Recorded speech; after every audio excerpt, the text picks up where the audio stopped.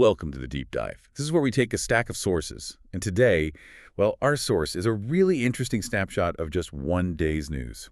It's from the ABC World News Tonight with David Muir, full broadcast, dated July 19th, 2025. And we dig in, pull out the most important bits of knowledge, the key insights. Our whole mission, it's basically to give you a shortcut, help you get informed quickly by seeing what really matters when you look at a full day's reporting. You know, from the big breaking stories and global stuff down to, well, surprising human interest pieces, too. Yeah, it's always fascinating, isn't it, seeing just how much happens across the globe on really any single day. And we're not just going to list what happened. We want to dig into the dynamics underneath, the implications of these stories as they were presented. It paints quite a picture. Okay, let's dive in then. First up, some really urgent breaking developments. We have to start in East Hollywood, a really disturbing scene outside the Vermont Hollywood music venue. This was early morning, around 2 a.m. Right. A gray Nissan Versa just slammed into a crowd of people there. And this wasn't an accident. Police are saying the driver, he'd been kicked out of the club moments before. He drove off. They made a U-turn and just deliberately plowed into the crowd. Oh, gosh. Yeah. 30 people injured.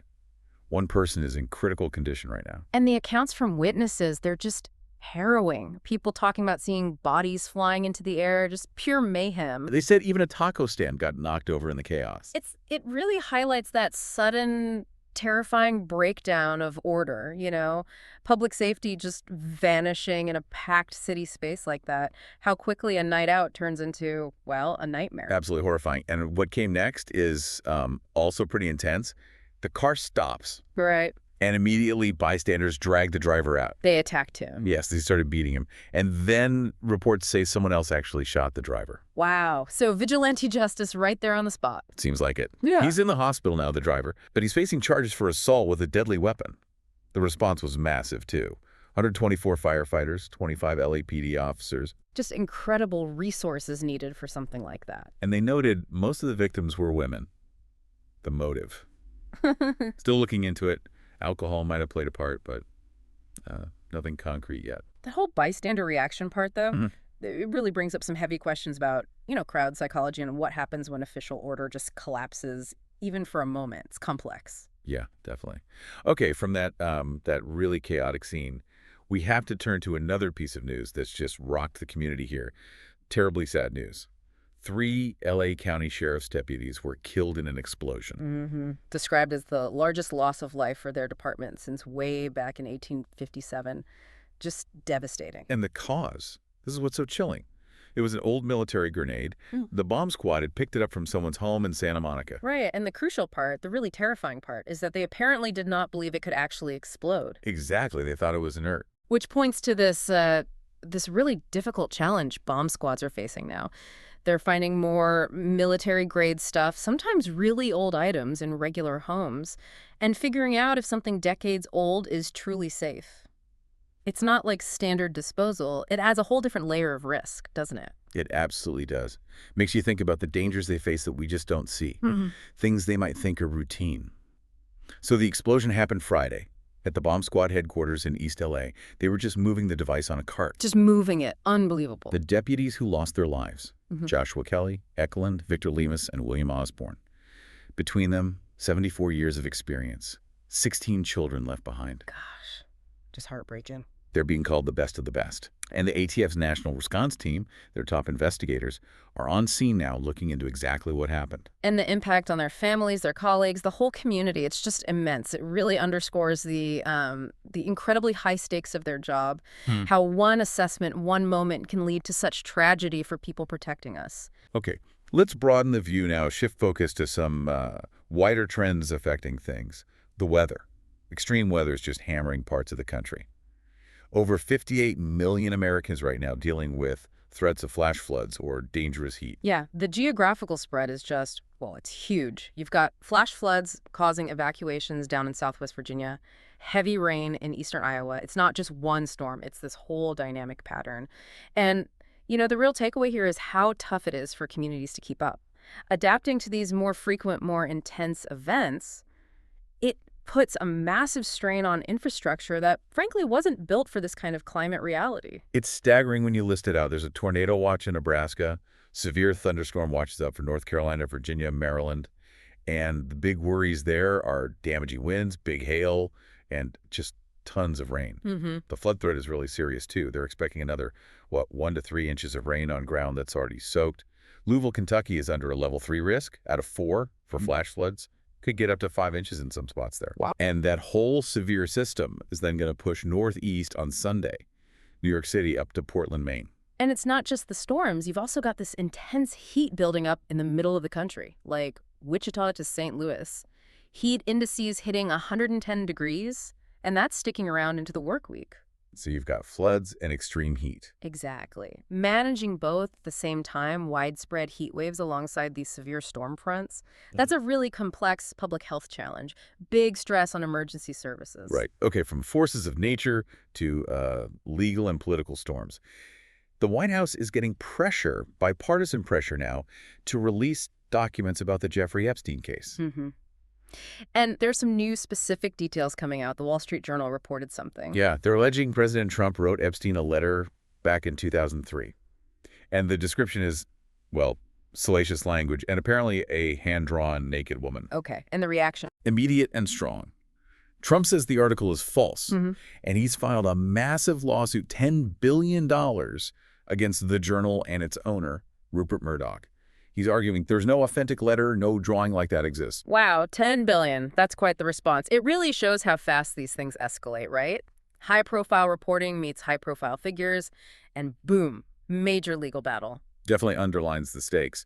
Trump's also pushing back hard on social media, saying basically nothing will be good enough for his critics, even though his administration did move to unseal some grand jury records before. Right. And you have to remember the context. People like Kash Patel, Dan Bonino, allies of Trump, had pushed Epstein conspiracy theories before. And when the DOJ and FBI previously said the list did not exist, that caused a huge public backlash. People were furious. And the source points out, getting those grand jury transcripts released, it's a long, complicated legal process, needs a federal judge to approve it, so these demands for transparency run up against that system. Yeah, and that's the bigger picture, isn't it? This constant public demand for answers, especially with powerful people involved.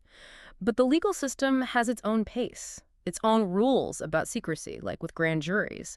And that often clashes, creates this real tension with what the public wants, which is usually answers now. Okay, let's shift focus overseas. Syria. There's a U.S.-backed ceasefire now in place. This comes after days of really intense fighting in the city of Syria. It was between Arab tribal fighters and the Druze militia. Hundreds were killed. And get this detail from the source. A Sky News crew filming there actually got caught in the crossfire. No kidding. Yeah. It just paints such a vivid picture of how dangerous and chaotic it was on the ground, even if you're just trying to observe.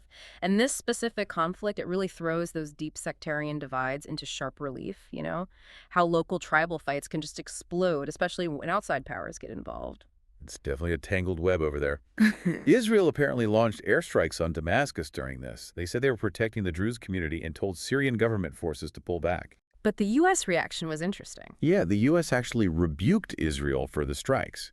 And now the U.S. is backing the Syrian government's efforts to get this ceasefire going, which is also interesting because President Trump met Syria's new leader, Ahmed al-Shara, just 2 months ago. Seems like the U.S. is really anxious for some stability there. Mm-hmm.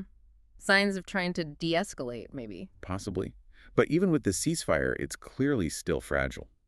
Druze civilians are reporting their homes were burnt, looted, even after the main fighting stopped. And that really gets to the heart of it, doesn't it? The question of long-term stability there. How do you broker real peace when you have these deep-seated divisions, plus all these competing outside interests?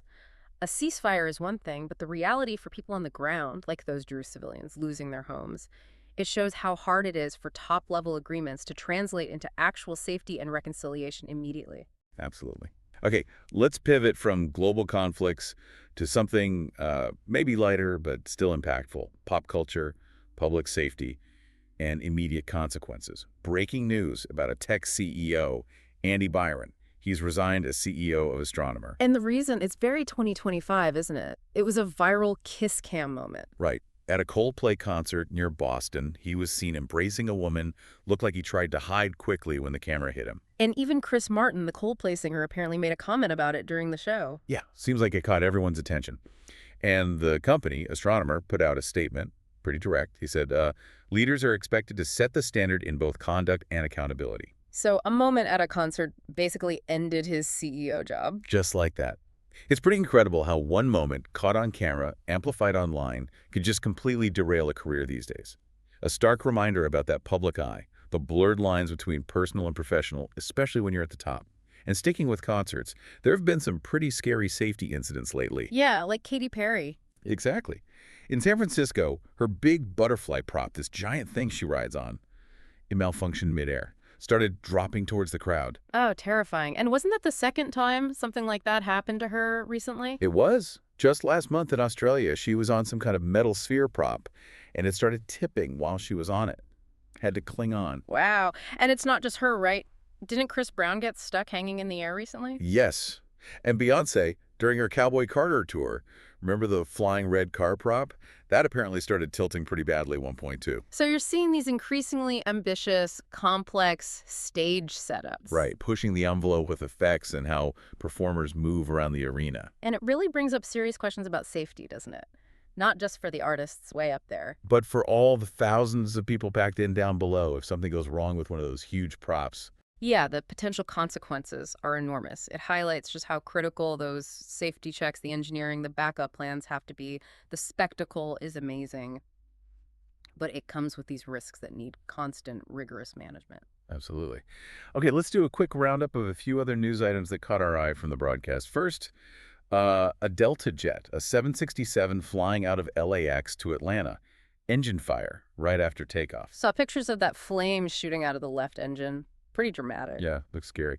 But they made an emergency landing back at LAX, and incredibly, no injuries reported. Great work by the crew there. Definitely. Then, over in Germany, at a fair in Dusseldorf, fireworks went wrong. What happened? They apparently flew way too close to the ground into the crowd area, caused panic. 19 people injured, 4 of them seriously. A child was among them. Oh no, a celebration turned dangerous. Exactly. Just shows how quickly things can go wrong if safety isn't absolutely paramount with things like fireworks. And some difficult news from Southern University. They've expelled an Omega Psi Phi fraternity chapter. This is related to that hazing death back in February, right? Caleb Wilson. That's right. A disciplinary panel found the fraternity responsible. He was repeatedly punched in the chest during a hazing event. Just tragic. 3 people are facing criminal charges now, too. Such a senseless loss. On a completely different note, sports. The WNBA All-Star Game preview. It's happening in Indianapolis. Right. And Caitlin Clark, she's captaining one of the teams, but she'll be on the bench because of her injury. Yeah, but Nafisa Collier will be playing. And they highlighted some moments from the skills events already. Sabrina Ionescu in the 3-point contest, Natasha Cloud in the skills challenge. Always some fun moments there, showing off incredible talent. It really is a whirlwind, isn't it? Looking at just one day like this, you see terrifying accidents, moments of incredible skill, serious legal issues, devastating losses, just the whole spectrum. But let's end on something genuinely heartwarming. A really nice story to close things out. Okay, good. We need one. This is about a man named Doyle Johnson from Monrovia, California. He was celebrating his 70th birthday. And what did he celebrate? Let me guess. Disneyland. Disneyland, you got it. Yeah. But here's the really lovely part. Okay. Disneyland itself, also celebrating its 70th birthday on the exact same day. No way. July 17th, 1955. That's the day Disneyland opened and the day Doyle Johnson was born. That is amazing. What a coincidence. Like something out of a movie. Isn't it? Just magical. And it's a tradition for him. His parents took him for his 10th birthday back in '65. He went for his 40th, his 50th, too. Wow. So it's a real connection for him. Totally. And he said something really touching, quoted in the report. When I stepped into Disneyland for my 70th birthday, it's like I became that 10-year-old boy again. Ah, that's lovely. It really speaks to how these places, these traditions can become so intertwined with our own lives, right? They become these anchors for memory, letting us sort of revisit different parts of ourselves. It's more than just an amusement park for him. It's like his personal timeline. Beautifully put. What a journey we've taken just by digging into one day's news broadcast. We went from that awful nightclub attack aftermath, the tragic deputies explosion, to huge weather threats, the whole Epstein case legal battle, that fragile ceasefire in Syria. Then the celebrity scares at concerts, the CEO's kiss cam downfall. Right. And all the other rapid-fire events finally landing on that sweet story of Doyle in Disneyland sharing a birthday. Yeah, this kind of deep dive, it really just reminds you, doesn't it? Every single day, the world is just unfolding with so much complexity, so many surprising human stories wrapped up in the big headlines. From, global politics right down to these incredibly personal milestones. It's all happening, all intertwined. So thinking about everything we've touched on today, what stands out to you listening right now? Is there one thread, one story, one question that you'll be reflecting on or maybe wanting to explore a bit further?